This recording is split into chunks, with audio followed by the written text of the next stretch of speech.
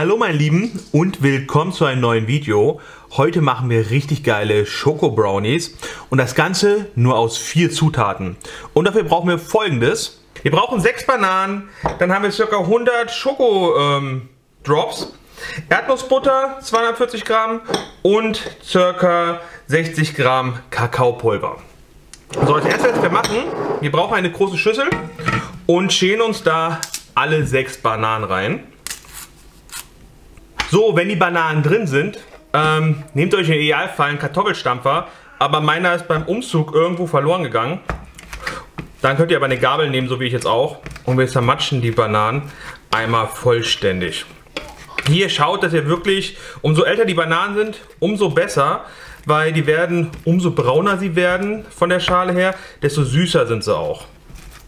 So, wenn wir so einen Bananenbrei haben, geht's weiter. Wir nehmen uns die Erdnussbutter und geben sie einmal vollständig hinzu. Dazu kommt der Kakaopulver und ungefähr 2/3 der Schokodrops.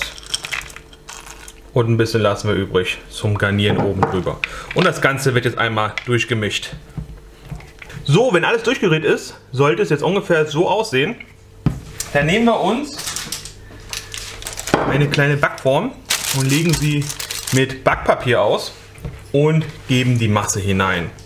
In der Zwischenzeit könnt ihr schon mal den Backofen vorheizen auf 180 Grad Umluft.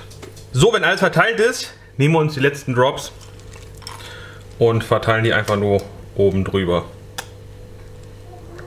So, wenn alles fertig ist, kommt das Ganze jetzt bei 180 Grad Umluft für 17 bis 20 Minuten in den Backofen. Sehen wir uns gleich wieder. So, meine Lieben, die 20 Minuten sind um. So sieht der jetzt aus. Ich habe ihn ein bisschen abkühlen lassen. Und jetzt das Schöne, wir nehmen uns hier ein Tablett und deswegen Backpapier, wir können das wunderbar rausziehen. So, sobald wir es auf ein Tablett gelegt haben, ist das Tolle jetzt am Backpapier, wir können es hier schon mal abmachen und befreien. Es ist noch ein bisschen warm. Und jetzt können wir jetzt nämlich einen schönen Teller nehmen, wo wir es draufsetzen wollen und schneiden das Ganze jetzt hier in super Stücke. Und ihr könnt jetzt schon sehen, wie schokoladig der Brownie ist. Jetzt gucke ich mal, ob er schon kalt genug ist, aber es sieht gut aus. Und hier könnt ihr einmal von unten sehen, wie er aussieht. Richtig geil.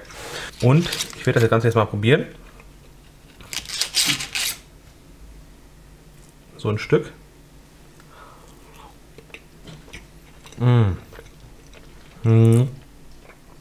Richtig geil. Es riecht cremig.